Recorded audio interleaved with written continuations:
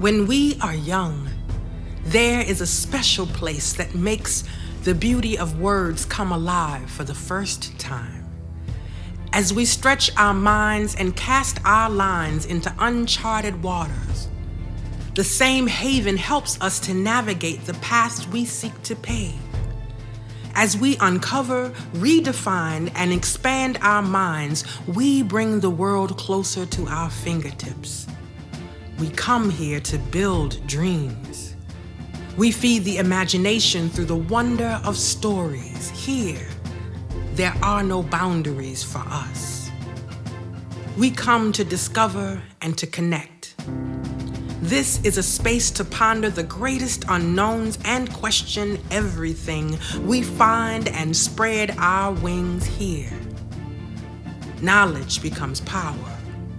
We bridge gaps between divides through the pursuit of answers and understanding. We create the amazing when information is readily in our hands. Here, we open doors to the wealth of lessons in our past. We shape our present with these tools and move in confidence toward the future. This place is the gateway, the link to learning that leaves nothing out of touch. This place belongs to us.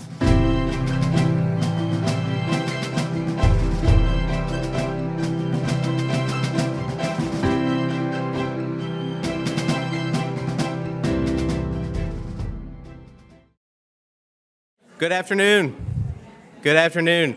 Thank you all for being here. My name is Philip Shackelford. I'm the Executive Director here at the Lee County Library, and it's my job to welcome you here today. Thank you for getting out on this windy day. We're glad you're here. It's an honor to be able to welcome you to the 2024 edition of Tupelo Reads. So thank you for being here. And we're honored to be able to offer this in partnership with Tupelo Reads Committee and all the other different partners that are part of this process to the community. So without further ado, I'll welcome our illustrious committee chair, Lisa Reed, and she will kick things off for us. Thank you so much. Hi, everybody. Welcome to our 13th Tupelo Reads set here in Marcellus's home. How do y'all like that? Thank you, Catherine Mize, my sister-in-law, for putting this together. And Tupelo Reads Gumtree Bookstore, whatever the name of that place is a sponsor. In YouTubing some of Shelby Van Pelt's previous events, she's had some very fanciful settings, so we did not want to be left behind in that department. So, voila. And it was... I also want to thank all of our committee members. It's really a fun and a great committee, and you all stand. A lot of them are sitting right here on the front, and please stand and you all thank them. There's some Harold, Betsy, and some couldn't be here. Bonnie Webb, I know, is out of town, but oh, Bonnie. Hey, Bonnie. Well, good. I thought she was going to be out of town. Anyway, we're delighted that she could be here, too. But it's a great committee, and everybody pitches in and does a part. So I'm very grateful to them. Before I introduce Shelby, I want to say a little bit about our program in this year's event. I don't know if we've had a book previously, honestly, where more people have said, I loved that book. And apparently the rest of the country agrees. And we were able this year to find a children's book to go with it, which I've left in my seat, but it's called The Octopus Escapes. And it just by chance we saw it, and it's adorable because it's about an octopus that escapes out of his cage, and it fit perfectly with our book. So committee members took this to elementary schools and read it, and the Boys and Girls Club. And so we were able to kind of add an elementary component this year, which we've never really had before, so that was a lot of fun. And around me you can see work by the Tupelo High School art classes. And Anna Garner is their teacher, and Liz McIntosh coordinates that for us every year. And it is truly, they are so deep. And the titles are very expressive. I think they were charged with doing something on relationships, kind of riffing off on the Marcellus and Tova relationship in the book. So anyway, take a look at them because they're really wonderful, and we do give cash prizes for that, so that was fun to award today. And Shelby has been at Tupelo High School, which Julie, whatever your last name is, Gibbons arranges for us. Julie that's married to Leighton. Anyway, that she arranges for us. So anyway, Shelby did a great job there. She had such thoughtful responses to their questions. So it's really nice for the high school kids to be around a published author, and especially an author that's having such a moment as Shelby is right now. I also wanted to update you on the Special Distinction Award that Tupelo received from the Mississippi Institute of Arts and Letters. And I think I told you that we were going to last year at this program because we had just found out. And so last summer, a group of us went to Oxford, and luckily it was in Oxford because that was close, so we had a nice group of Tupelo people. And I wanted to tell you how inspiring it was to be in a group of Mississippi's visual artists and composers and poets and musicians. And it was just really inspiring for us to be among them and to be recognized on a statewide level with a special distinction award. It was just wonderful, and it made me reflect on the arts in our state. And this is for your benefit, Shelby, because I bet our audience knows most of this. We do get a lot of bad press in our state, and some of it is very justifiable. But in terms of the arts and music and literature, we don't really think we take a back seat to anybody. For example, right here, Elvis was born, king of rock and roll. B.B. King, the father of the blues, was born in the Mississippi Delta. Jimmy Rogers, the father of country music, is Meridian, Mississippi. So we've really birthed the rock and roll movement, the blues movement, and the country music, all right here. So we call ourselves the birthplace of American music. And as far as literature, William Faulkner, arguably the greatest American novelist, born just an hour away from here. Tennessee Williams, arguably the greatest American playwright. Both of them lived within an hour of here. And not to mention John Grisham, Eudora Welty, and the list goes on. Jack's dad used to say, "Please don't think less of us because we think highly of ourselves." I'm not bragging, but in terms of the arts, I don't think that our state takes a backseat to anybody. So, yay for that. And obviously, we were quite honored and proud and humbled to receive an award for special distinction from the MIAL. Now to introduce our speaker.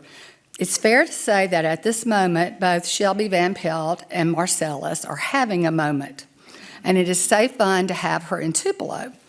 She was born in Tacoma, Washington. She lives in Chicago now with her family, but she has an abiding love for the Pacific Northwest, and that is the heart and soul of this book. Her favorite place to hang out growing up was, guess where? The aquarium. She said it felt peaceful and immersive. I want Shelby to tell you the story of writing the book, but to suffice it to say she was in finance and developed the manuscript with a very unusual narrator. Her publisher, Echo, said that this was either bananas or brilliant. It turns out it was brilliant. And the book was written during COVID and published in the spring of 2022. It became a New York Times bestseller, a bookseller top seller, a Read with Jenna book, and Shelby has been traveling all over the country. It's been 2 years since the book was published, and the cool thing is that the interest has not waned, it's surged and grown in the last few months. It got legs, as they say. Perhaps you saw the front page of the New York Times on December 31st. The headline was, How That Octopus Book Won Over More Than 1 Million Readers. And as many independent booksellers said, it grew the old-fashioned way. Not really social media, although I'm sure that played a part, but it was really by word of mouth, from friend to friend saying, you've just got to read this book about this octopus. So it's been a phenomenon. And it's been such a fun book to feature this year. So we are thrilled to have the author here today. Please welcome Shelby Van Pelt.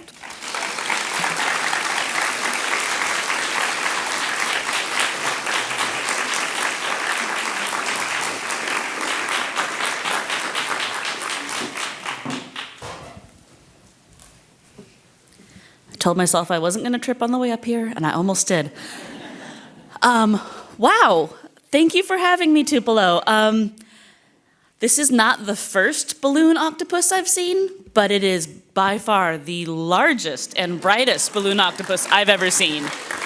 So I know that all of you that are taking photos right now, it just is going to look incredible. So this is very cool. And, you know, it's funny, the brilliant or bananas thing. I think we can also say it's a little bit bananas, right? Like it is. I always like to start out talks like this by addressing the giant Pacific octopus in the room, which is the question I get most about the book, which is always some version of just like, how did you come up with this incredibly weird idea and make a book out of it? And over the last 18 or so months of doing events like this, I have often laid awake in my hotel room and thought, I should come up with a better story. And I wish I could come up here and say, well, I was a rock star marine biologist who spent my career studying octopuses and then wrote a book about one. Not even close to true. I wish I could even say that I am a scuba diver and have that kind of experience with octopuses. I do not. I'm actually kind of terrified of scuba diving. So Marcellus sort of came through the old-fashioned way of a YouTube video that I found when I was wasting time on the internet one afternoon. So anyone who tells you that time wasted on the internet, it's not always wasted. Sometimes you'll come up with a great character when you are being fed the algorithm. Especially on a subject as interesting as naughty octopuses in captivity. I am not a writer by training. As Lisa mentioned, I studied economics and philosophy in college. I graduated and went on to work in kind of a soul-sucking job for about 10 years. I mean, it was fine. It was a lot of spreadsheets. It paid my student loans off, which was good because that needed to happen, but you know, I think I was in my early 30s and remember having this moment of like, what I am doing for work is just not feeding my soul. Like it is paying the bills and that's fine. And sometimes that's what work is and that's fine. And I had also been a kind of a trailing spouse for many years. My husband had various iterations of his career. He had gone to grad school. We were constantly moving around the country for this opportunity or that. And I was kind of just, staying the course as the trailing spouse there. And he got a job opportunity in Atlanta. And I remember saying, okay, if we do this move, if we move again for your job, I'm gonna take some time off from mine and figure out something else that I would like to do better than spreadsheets. And I had always liked writing, but I had never really thought that I was creative enough to write fiction. I liked the idea of writing fiction, but I literally didn't know what to write about. So I took what writing background I did have was sort of more in the journalism space. I had edited my high school paper, that sort of thing. And I thought, well, maybe I'll just see if I can find some stories in the world around me. Everyone's got a story. They say that, it's a cliche, but it's actually kind of true. And so I was going to coffee shops and spending a lot of time eavesdropping on people in the grocery store line, overhearing one end of someone's phone conversation and trying to put together the puzzle of what might be happening on the other end of that, try to create some characters and some stories that way. And so that was the frame of mind that I was in when I went down this YouTube rabbit hole one afternoon on naughty octopuses. You should Google it when you get home if you haven't. It's really, really fun. I remember thinking that would be such a fun voice to write. The idea that you have this animal in captivity, and I knew that octopuses were smart. I didn't know nearly as much about them as I do now, but even then I knew that they were one of the smartest animals out there. and just the intense boredom that they must feel. And what would be your inner monologue if all you had to do all day was watch humanity go by on the other side of the glass? And I thought, well, that's a neat idea. I kind of swept it away in the back of my brain with all the other little nuggets, seeds of things that I was kind of collecting, and didn't think anything of it for a while. I ended up signing up for a class at Emory not too long after that. It was a continuing education class. And so, if you have a pulse you're in, it was not anything that you have to apply for. It was like 6 weeks long, every Wednesday night, 7 o'clock. Very low stakes, low commitment. And I just thought, well, we're new in town. Maybe this will be a way to meet some people and explore whether this is something that I really can do, to write fiction. And in that class, the instructor, one of the first things we did this warm-up exercise on a piece of notebook paper, because this was like 10 plus years ago. It was like before we were so online with our phones and devices. I had an actual notebook, asked us to write a scene from an unusual point of view. And I think other people were writing, like someone wrote from like the refrigerator's perspective, someone else was writing from a mailbox's perspective. Like there was a lot of weird, wild stuff going on. But I immediately thought of a giant Pacific octopus, having recently been kind of enamored by these videos. And I thought, well, I'll use that. And I jotted this little thing down. I knew it sounded like a journal entry. It was this octopus introducing himself and just his predicament. And it became the first pages of this book. And it is probably one of the things that is least change from first draft form to final draft form out of everything that I wrote for this. And I wrote a lot for this, let me tell you, because I didn't know what I was doing when I was writing this book, and I still don't really know what I'm doing. I think I wrote almost 300,000 words. Can anyone guess how many words this is? Some of you probably know. It's about 95,000. So that's a lot of wrong turns, right? But that one section, that day, whatever, of my captivity, and then, my name is Marcellus, all of that, really did come from that piece of notebook paper. And I always try to put some karma out into the universe here and just give the instructor of that class another public thank you, because she pulled me aside and said, this is really funny. Like, this is great. Do you have more of this character? I was like, well, no, I just kind of made it up, He's like, I think you should write more of this. This is fun. I think you should explore this. And I said, oh, yeah, I could do that. If she had not gone out of her way to give me that little 20-second compliment, I would not be standing here today.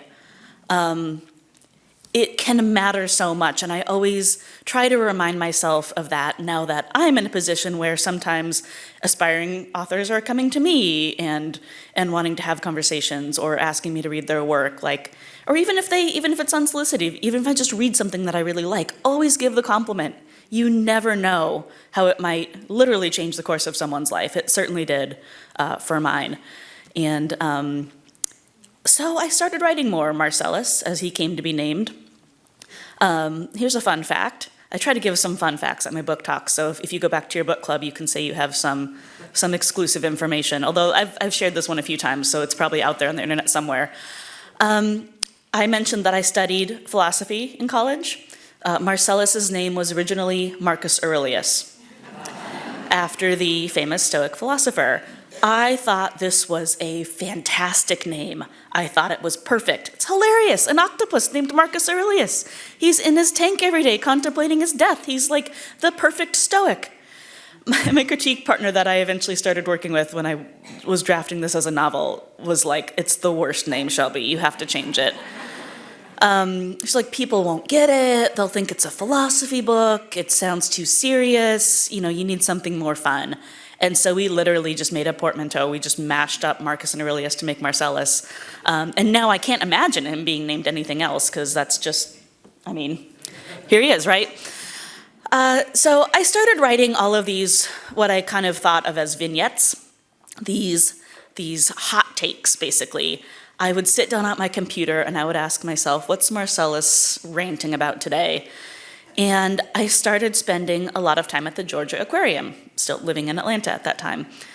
And this served a couple of purposes.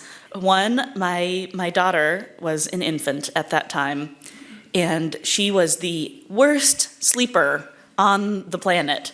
I don't know how I ever decided to have a second child after having this first one. She didn't. You had to be. You had wearing her in the like ergo baby thingy carrier, and you had to bounce her at a certain cadence, and you had to ideally walk when you were doing it back and forth, otherwise she would wake up and scream. So I would take her to Georgia Aquarium, and we would pace back and forth in front of the octopus tank, and I would wait for the octopus to come out and make some observations in my head that I hopefully could take and use to write more of these little octopus scenes, which I was having quite a lot of fun doing at that point. When I was not in the delusions of early parenthood. And maybe, I don't know, maybe the delusions actually contributed to some of it. I don't know. It was all a blur. So I was observing the octopus, but I also found myself just observing the people. And I don't know, how many of you have been to the Georgia Aquarium? Because, yeah, a lot of people, because you guys are not that far away. The Georgia Aquarium on a Saturday afternoon, you will see every part of humanity that there is to see. It's such a huge tourist draw. It's such a huge attraction. It was such a great place to stand and observe. Okay, if you're this octopus and you're bored and you're looking out your window and that's all you can see, what would you think of humans? If all you knew of humans was the Georgia Aquarium on a Saturday afternoon, you would have some opinions. So I started thinking a little bit more about, okay, how can I bring humans into this book? And at that point, I think I was starting to think maybe this is a book. But I didn't think anyone would want to read an entire book full of an octopus ranting about things, although I think some of you maybe would like to read that book now that I've gotten to know some of my readers in the last year and a half. I would probably read that book. So I started thinking, how am I going to bring humans into this? And how is this going to go from being just a character in sort of a series of scenes to being an actual book, an actual plot? As I mentioned, I had no idea.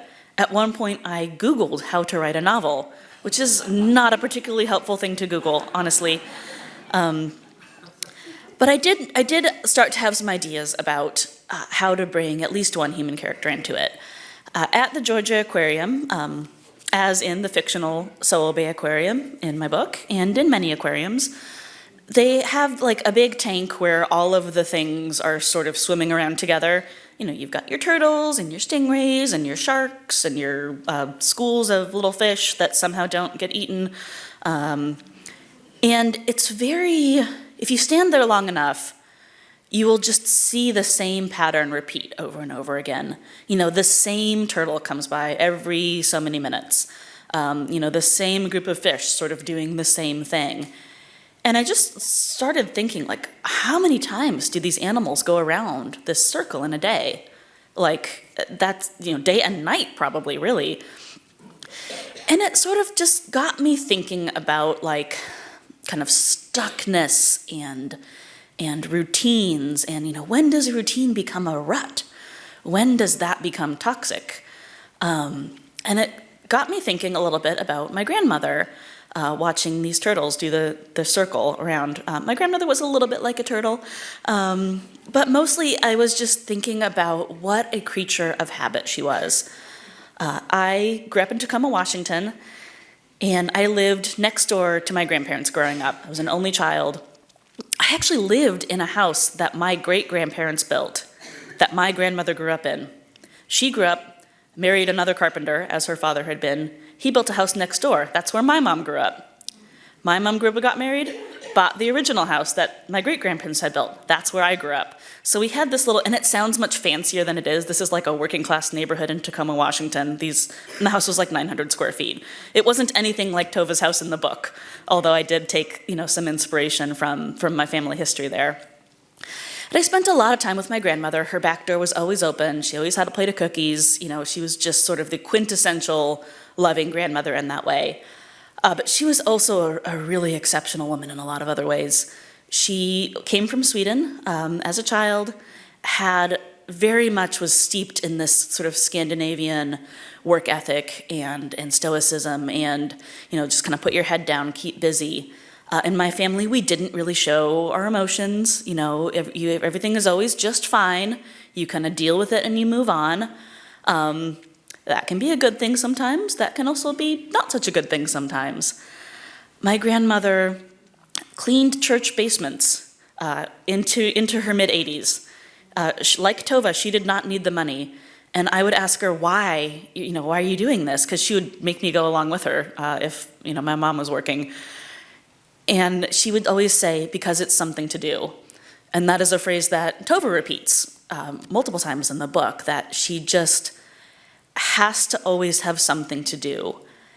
And I didn't think of this at the time because I was a kid and wrapped up in my own head. But I always wondered as an adult, thinking back on my relationship with my grandmother, particularly after she passed away in 2017, what were you running from? Like, what is so bad about what would have happened if you had just sat down and stopped and not found just something to do and not been just fine all the time? And so that's what I started exploring with this character of Tova, who is probably the most directly, literally based character that's based on a real person that I have written to date, and maybe that I will ever write. I don't know, I feel like I'm making an internal rule to myself that I'm not going to write about people who are still alive, so I'm very lucky that I still have a lot of other living relatives that, I don't know, maybe they'll get written into a book at some point, but I really wanted to, sort of ask myself the questions through creating this character of Tova that I wished I had asked my grandmother while she was still with us. I really wanted to try to understand her in a way that I regret not trying to understand her better when she was alive. And so I started exploring this idea of like, okay, you've got a woman who's kind of stuck in her routines. You've got an octopus who is stuck in his tank, except for when he's not, as we all know. He likes to do some extracurricular activities in the evening. And I kind of knew this was going to be a story of friendship between them. I loved looking at the artwork that the students at the high school made. And it was so interesting to me that most of them, I think we have 3 of them here. There were maybe a dozen on stage that I got to see this morning. And most of them, I want to say probably like 80-90% of them, depicted a relationship between a human and an animal when they were asked to write about relationships. And I just think that speaks to how powerful those connections really can be. I think one young person even wrote in the little narrative that, she had this cat, and the cat could tell when she was upset. She didn't know how the cat could tell, but the cat could tell. And this kitten would come and put its paw on her arm and, just kind of somehow knew that that was what she needed to make her feel better. I'm not a scientist. I can't explain how that works, but I can tell you from my own life that it does work. And I wanted to bring that dynamic into this book too, with the friendship between Marcellus and Tova. Tova has a very hard time expressing her feelings. She has a very hard time letting people in. One of the things that I learned when I Googled how to write a novel was that your character needs to have a fatal flaw at the beginning of the book. And this is the plot of your book, is your character learns to overcome their fatal flaw, which is actually a really bad name for it, isn't it? Because it's not fatal. So Tova's flaw, so to speak, is that she has a hard time connecting with people. And so it's Marcellus. It is his touch, his literal physical touch, that sort of unlocks this vulnerability within her and allows her to start processing and even sharing out loud under the cover of dark in this aquarium to this creature that she can feel somehow sees her, like the cat in the painting somehow knows. She doesn't know how he knows, but can somehow understand her and is able to start sharing some of the trauma that she has really kept locked away inside of her for most of her life. So I think on the one hand, it is an outlandish premise, right? This relationship between a human and an octopus.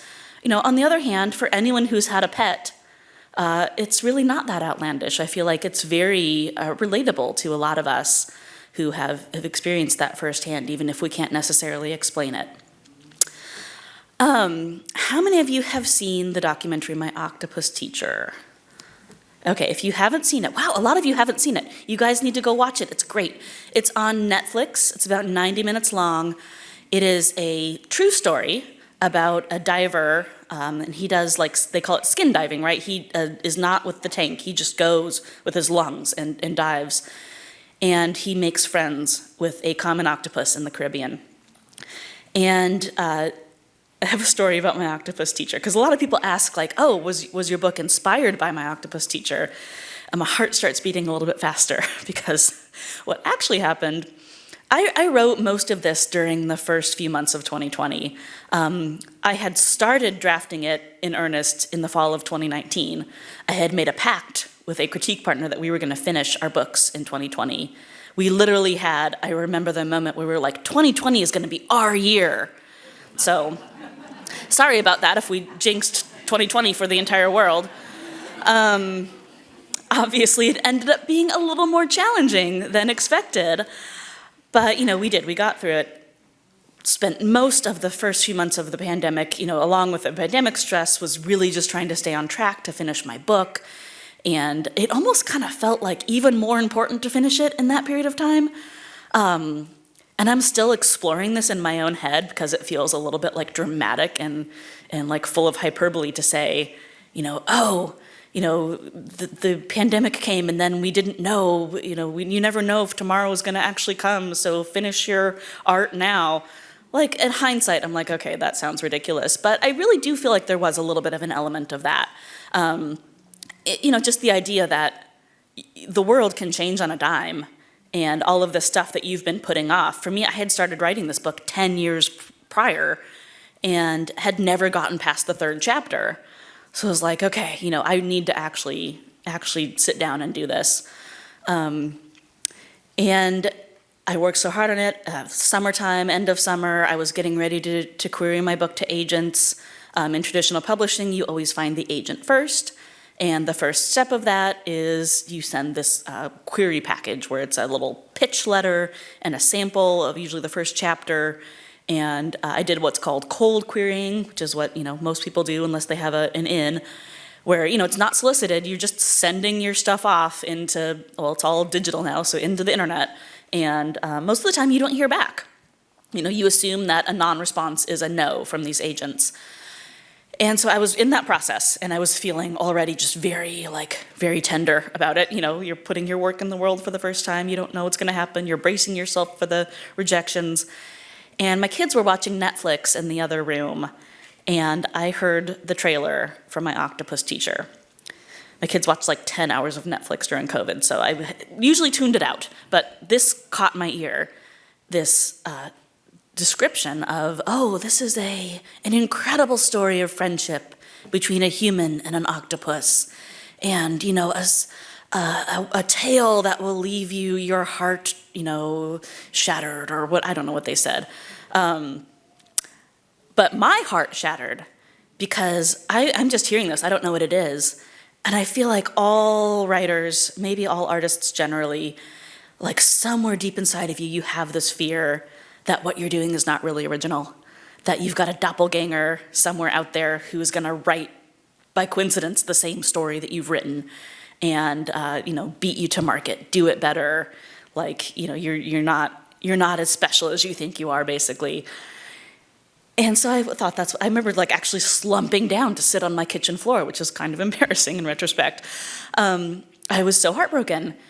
And then I went and actually listened to what was, being said in this trailer, and I went and actually watched the documentary, and I realized this is incredible timing. I couldn't have planned this better if I tried. Not only did My Octopus Teacher, which went on to win an Academy Award the following spring, sort of elevate octopuses to the front of the cultural conversation. And then at that same time, my manuscript is landing on agents' desks. Here's a fictionalized version of this thing that, is blowing up on Netflix. But I think it also just helped people understand that it's possible.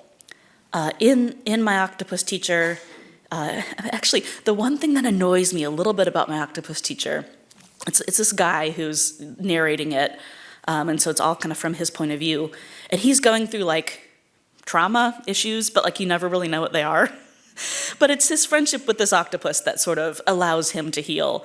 But I kind of wanted to know more about his issues. I guess maybe I'm just nosy that way. But it's very similar to Tova and Marcellus in the book, that the physical touch, the interaction from this unusual alien-like creature can sort of help you tap into, the healing that you didn't know was inside of you.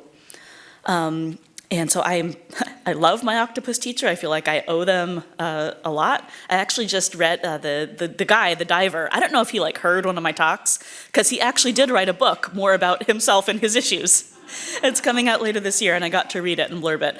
But that was, I always say that in publishing, and I told this to the kids at the high school this morning, it is a hard job. It is a hard industry. Just statistically looking at it, most books fail. Most books sell something like, even if they're traditionally published, will sell something like 20,000 copies. Most books don't sell 1 million+ copies. So certainly there's a big element of hard work to that, and I did work very hard. I worked my butt off, especially in 2020, to get this thing done and get it out the door, because I was afraid the world was going to end. But I also think anytime you have something like this, there's always a little element of luck, of the universe just kind of opening that little ray of sun and shining down on you at the right time. And I just feel so fortunate that it decided to shine on me at that time, because this is just, it's been incredible to be a part of this sort of cultural movement around octopuses, and, to have my book really be moving the needle on that is amazing. I wanted to talk about just kind of books more generally. I do so many community reads programs, and I think they are such an amazing and almost kind of underrated thing that communities do. So I wanted to thank you all for being a part of this. I think that your being here is important in a way that many people might not even realize or think about. One of my favorite author stories took place in a small bookstore near my town in Illinois. It was a small bookstore in Geneva, Illinois, which is actually the town my husband was born in. And I was there, I think, buying Easter books for my kids or something. I was not anywhere near the adult fiction or my own book or anything like that. I was just a person shopping. I had my non-author hat on. But someone came up to me and recognized me, which was the first time that had ever happened. It's probably the only time that had ever happened. Authors don't get recognized a lot, but I guess if I was gonna get recognized anywhere, it would probably be in the bookstore, in my town. But this woman came up to me and, said, "Oh, are you the writer of that octopus book?" Because it is that octopus book. Thank you, New York Times, for cementing that into all of our brains. I said, yeah, that was me. And, so, I loved your book. And she starts telling me about her in-laws. She was about my age, she was in her 40s, I would guess. And so we were kind of in similar life stages, I would guess. She started telling me about how her in-laws had lost a child, an adult child, and how this had been such a thing for her husband's family to deal with. Obviously a terrible thing that you have to get through and move on through life. But, they had read my book, and it had allowed them to have some really hard conversations that they had never really tried to have before, and had just really changed her family dynamic, that they were, able to move into some deeper stuff, some messy stuff that they'd always kind of kept bottled up or kept at the surface level. I'm like, oh, it's amazing. And I start telling her about my family.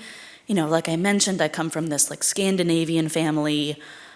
We are kind of stoic to a fault, to a point where, I feel like in books and movies, you always get you get the big Italian family or the big Greek family or the big Hispanic family, and everyone's in each other's business, and they're really full of fun, colorful characters. My family is the opposite of that. We are polite, and we, mind our own business.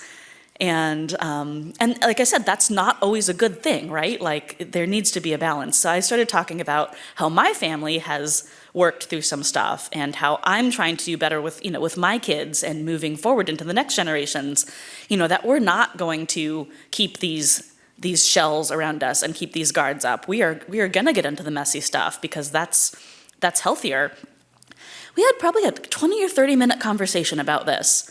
It was one of the most fascinating, deep, intimate conversations I've ever had. And I didn't even know this woman's name. But I think that's what books do. Not just my book, but I think all books. They allow us to take a shortcut into the hard stuff. How many folks here are in a book club? Anyone in a book club? I'm in a book club. My book club's a little bit dysfunctional, honestly. I have book club envy a lot when I visit book clubs, and I'm like, you guys don't argue over what books you read? You actually meet on the day that you say you're gonna meet? What sorcery is this? We're working on it. But I've seen this over and over again at book clubs where you get these friendships and these relationships, often between people that might not otherwise come together. And you have this pathway kind of into your soul, into the deeper parts of you that you might not share, that is brought about over talking about a book. And I don't even know, I've thought, okay, do movies and TV do the same thing? I don't think they do, because we don't purposely come together in our living room on a regular basis to talk about movies and TV shows. I mean, I don't know, maybe there are movie clubs out there. They're nowhere near as common as book clubs, though. For book club, and you can joke about like, oh, I'm there for the wine, and I have been the person who's there for the wine. I have been the person who did not read the book, and I actually was the person who did not read the book like 2 months ago. So no judgment there, and I was there for the wine. But we come together purposefully to have hard discussions. And I can't think of any other place in our lives where we do that and do it joyfully and have fun with it. And it's not a chore, it's something that we do because it improves our lives. And I think it's probably too much to say like, oh, book clubs change the world. But, I do think that particularly in this period of our lives, and I'm encompassing sort of COVID, the expansion of a lot of book clubs onto Zoom, the use of Zoom in our daily lives. I've met with a lot of book clubs, people that have come together on Zoom that might live in all different parts of the country, and now these are some of their best friends because they're on Zoom for book club every month. Going into sort of, the more current era where it just feels so divided. And like Marcellus, we talked about this in the high school group this morning. Let me find, I think I have the page marked. I'm gonna read it if I can find it quickly. This is Marcellus talking. He says, secrets are everywhere. Some humans are crammed full of them. How do they not explode? It seems to be a hallmark of the human species, abysmal communication skills. Not that any other species are much better, mind you, but even a herring can tell which way the school it belongs to is turning and follow accordingly. Why can humans not use their millions of words simply to tell one another what they desire? And like Marcellus is right, we are so bad at this, right? But, when we do things like come together for a community read, a citywide book club, a book club of 5 people that meets in your living room, we are trying to do better. I really feel like that's what we are trying to do. We are recognizing that we can come together, we can learn how to relate to one another, we can get into the messy parts of ourselves. We can learn how to respectfully disagree about a book. My daughter she actually just turned 10 yesterday. I was at an event in Stuart, Florida, and you guys are lucky, you're off the hook, because my group yesterday, I had my phone and I made them sing happy birthday. And I recorded it and sent it to her, and she was absolutely humiliated, which was perfect. But so last year, she's in 4th grade now, last year in 3rd grade, she and her friends started a book club. They were all girls, which was not surprising for some reason. There's 5 little girls, and they were reading, I think they read Otter by Catherine Applegate, which I was like, yes, and you're on brand with the sea life, like, yay, book club. But I remember watching them sit in this little circle discussing the book, and they had some very different opinions on what was going on and what they liked and didn't like. And these 9-year-olds are having this incredibly mature, respectful discussion, disagreeing with one another quite strongly, but like doing it in a really civil way. And I remember looking at that and just thinking like, gosh, most adults are not this good at this as these 9-year-olds are. But that's another way that, these book clubs, these groups reading together, gives us a forum to sort of practice that. To realize the things that we have in common, the things maybe we don't have in common, the different experiences that we might bring to a reading of a book, and have like a respectful discussion about that without just automatically assuming, well, you're right and I'm wrong. No, sorry, that's backwards. I'm right and you're wrong. Wouldn't the world be a different place if we thought about that backwards? Without immediately just digging into your own position, sort of entrenching yourself in your own little echo chamber. Like, books allow us a chance to sort of do that, often in kind of a non-threatening way. I mean, what could be lower stakes than disagreeing about the ending of a book, whether you liked it or didn't like it? Like, it doesn't matter. But, that's a chance to sort of practice having some of those conversations in a more civil way than we often do in real life. And so I wanted to, I guess, just like end by saying thank you for being a part of this, because you guys truly are in supporting this program and participating in this. Have a hand in making that a part of your lives, in bringing it to other people, in bringing books and libraries, into our daily lives, into our daily conversations. And I just think it really is important. So you should pat yourselves on the back for being here, and especially to the committee and all the folks who brought this together. It's been wonderful, and I mentioned a little bit ago over coffee, one of the reasons I was excited to come to Tupelo. Tupelo's been in a lot of songs. It's like restaurant names, it's like food names, but there's a Taylor Swift lyric that references Tupelo, and she says the stars shine brighter here. And I'm like, I don't know if she means like the stars in the sky or like the music stars, but this is really, it's a remarkably bright place. I think she is right, so thank you for having me here. We're gonna do Q&A? All right, we don't have a hand mic, right? Phil, do we have a microphone? We don't need one, it's okay. I'm gonna ask you to just speak loudly, and then I will repeat. We have one. Oh, you do, okay. Thank you, Phil. We talked to Shelby earlier today, but just think about how lucky we are. This is the most popular author in America, right here. It's all, I told the kids at y'all are here for this guy. I told the kids at the high school, I said, you should not forget this. I hope you want to get a chance to meet actually and hear a woman who spent 10 years doing something she had never done before and is now the most popular author in America. So we're lucky to have you. All right, if you have your question, raise your hand. I should say, if you don't have any questions, I will stand up here for the next 20 minutes and tell octopus jokes, most of which are really terrible. So, Any questions? Mary Ann? You want to ask her if she would like to donate to the Habitat for Humanity? Mary Ann is head of our Habitat for Humanity, Shelby, and we're having a capital campaign at the moment. oh, If anybody wants to talk to wonderful. her afterwards. Another wonderful organization. I'll do that later, Shelby. So can you tell us, you mentioned your writing process, or maybe just how kind of Yeah, that whole mess. kind of broken down, yeah, how fragmented it was. But how did you keep your vignettes going so that they eventually converged?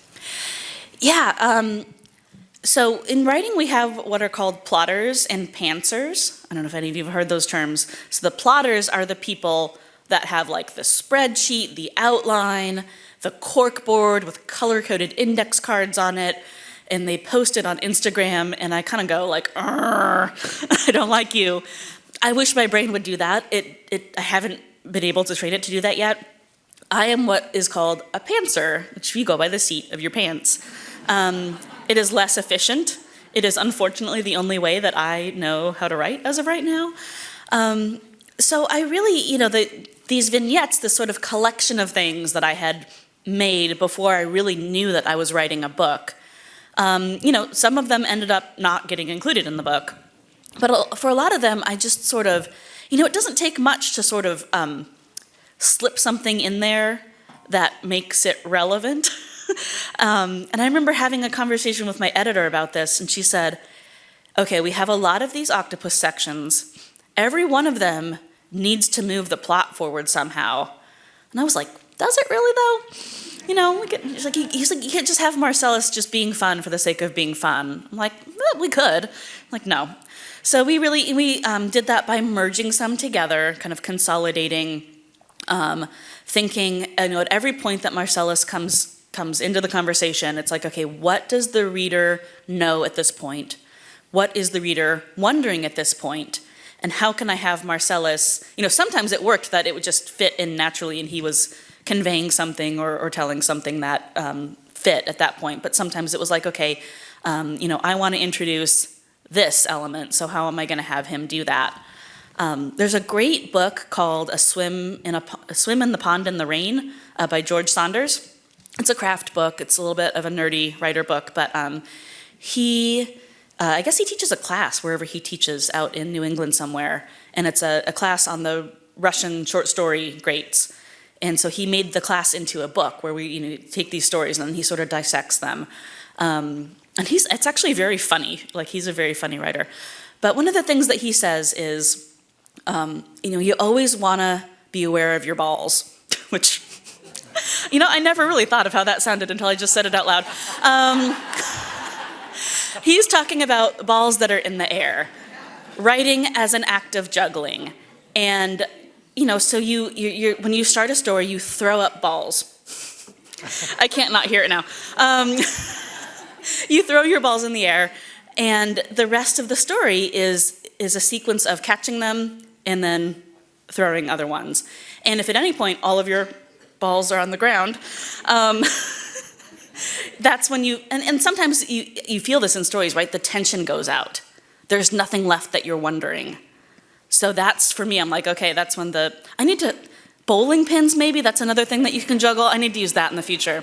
I'm gonna call Saunders and tell him, your bowling pins have all fallen to the ground.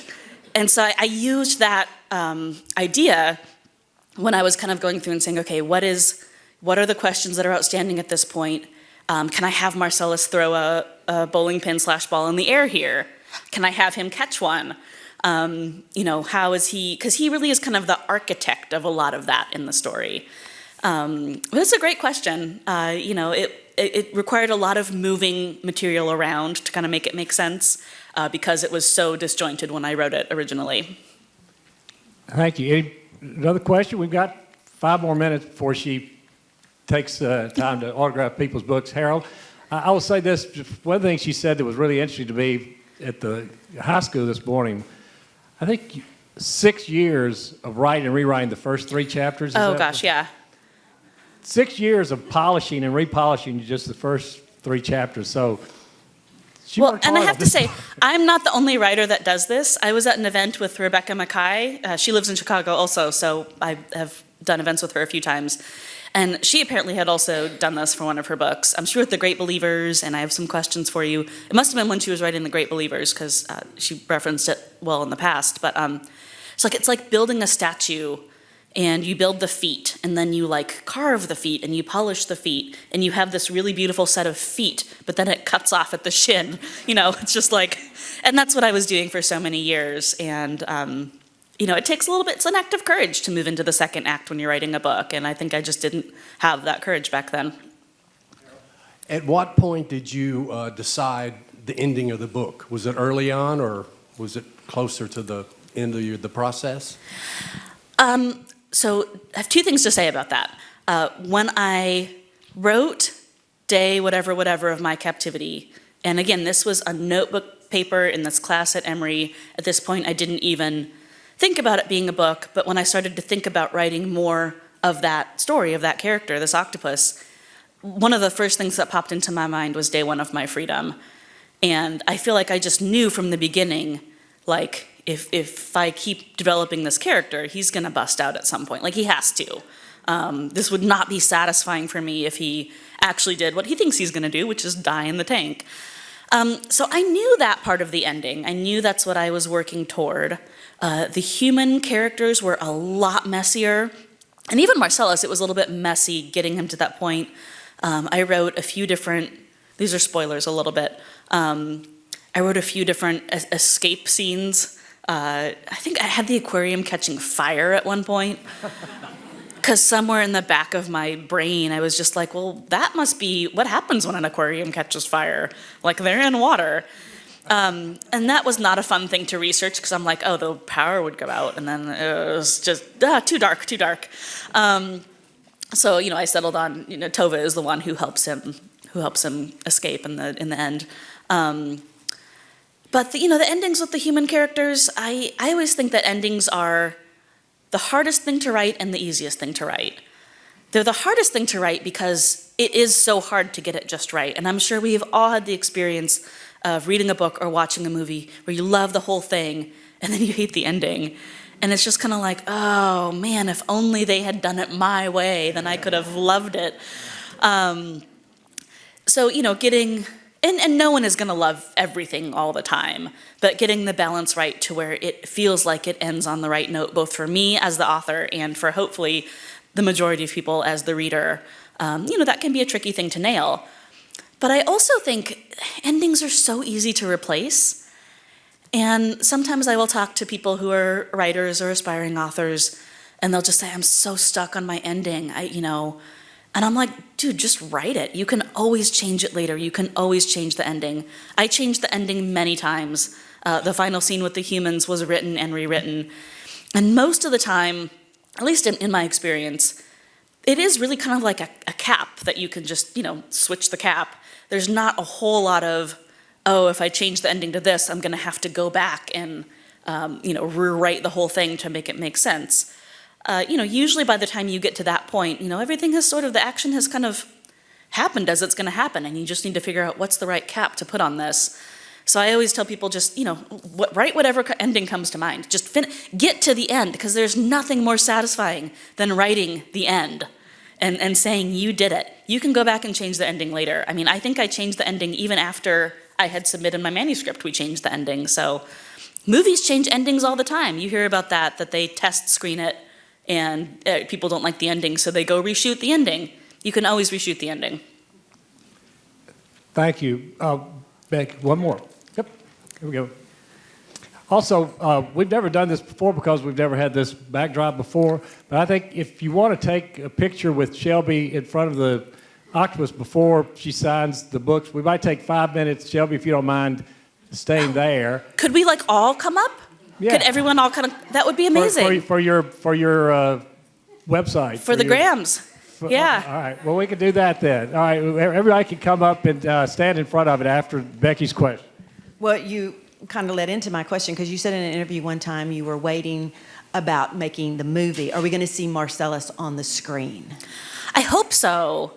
We actually sold the movie option pretty quickly after the book came out. I think it was summer of 2022. And for those of you who aren't familiar with how a movie gets made into a book or doesn't, so selling the option is like the first step. Almost all best-selling books get optioned. It's very, very common for books to get optioned. Most books that get optioned don't actually get made into a movie. So, super exciting to sell the option, trying to keep my expectations in line because, it doesn't actually mean it's gonna be a movie. But I will say, they are writing a script. We have had some talent interested that I can't really say anything else about. But I promise that you've heard of this person who's interested in playing Tova. And they've actually involved me a lot in the process, which does not always happen. Actually, is pretty uncommon. A lot of times you hear of, the writer sells the option And then Hollywood just kind of goes and does its thing, and they're going to do whatever they're going to do. You know, they don't really care what the writer thinks. But I've had like 3 or 4 pretty substantial Zoom meetings with my producer and the woman who's working on the script. And I think we will see, I hope we'll see Marcellus on screen. I mean, hopefully someday. All right. So what you said you'd like to have? I want People like a come- class picture. All right. Is that okay? All right. So if you want to be in this class picture with Shelby, and it'll go out. Right, it's to the optional. No Not really. requirements. And then she will be over there signing your copies, or you can buy the book. One more time, a big hand for Shelby and her. Thank you. Wonderful. All right. wonderful. Come.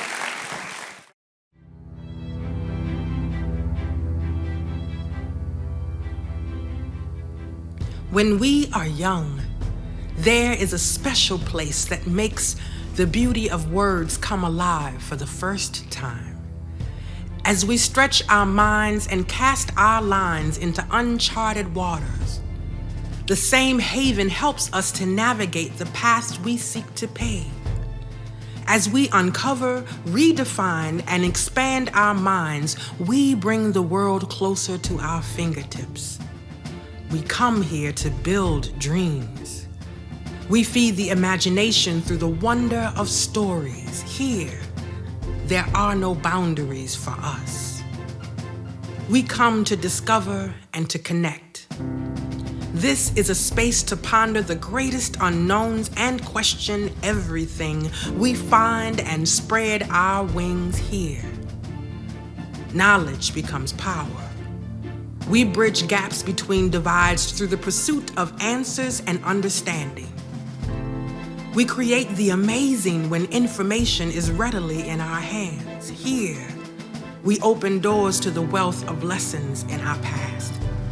We shape our present with these tools and move in confidence toward the future. This place is the gateway, the link to learning that leaves nothing out of touch. This place belongs to us.